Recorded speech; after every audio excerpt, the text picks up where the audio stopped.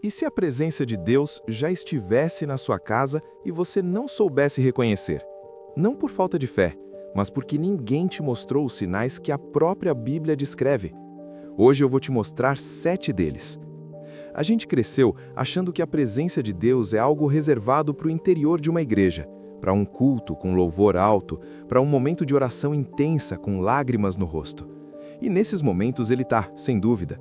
Mas a Bíblia mostra algo que poucos percebem. Deus habita onde é convidado a habitar. E muitas vezes esse lugar é a própria casa de uma família comum, numa cidade comum, vivendo uma rotina comum.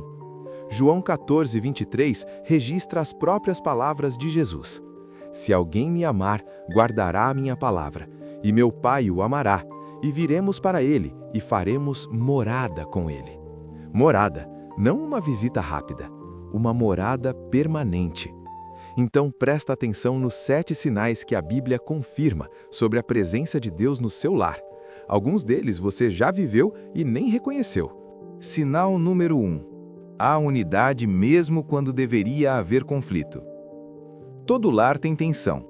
Pessoas diferentes, opiniões diferentes, dias ruins, palavras ditas no lugar errado. Mas existe uma diferença enorme entre uma casa onde os conflitos destroem e uma casa onde os conflitos passam, onde mesmo depois de uma discussão difícil, algo puxa as pessoas de volta umas para as outras. Isso não é personalidade, isso é presença.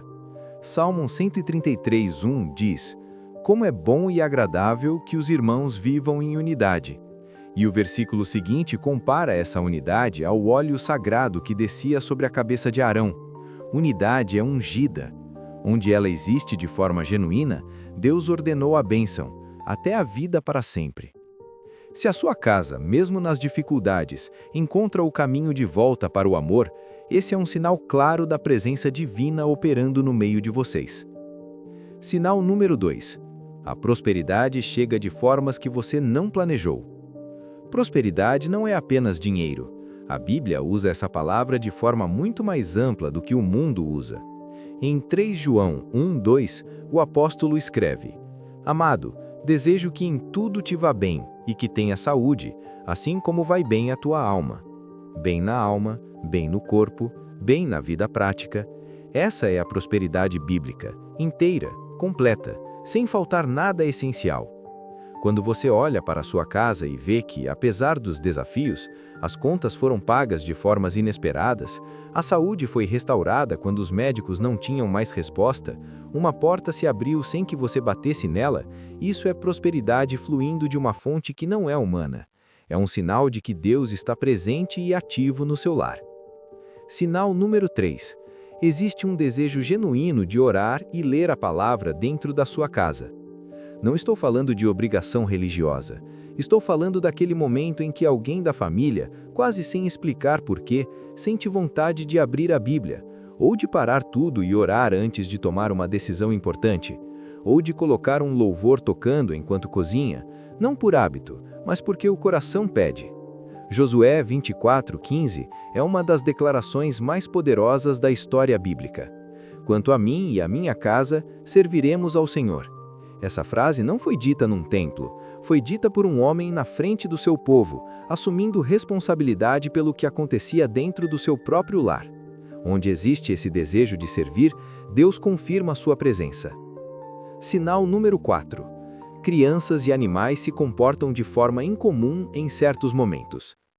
Parece improvável, mas a Bíblia é cheia de registros de seres que percebem o que os adultos ignoram. Em Mateus 21:15, foram as crianças que continuaram clamando "Hosana" no templo, quando os religiosos já queriam silêncio. Jesus respondeu citando o Salmo 8: "Da boca de crianças e bebês tiraste um perfeito louvor." Crianças não têm filtro teológico, elas não fingem sentir o que não sentem. Quando uma criança pequena aponta para um canto do quarto e sorri sem motivo aparente, ou quando um animal da casa se acalma repentinamente num momento de tensão familiar, não descarte isso com tanta pressa. A sensibilidade do inocente pode estar captando o que o adulto racional bloqueou.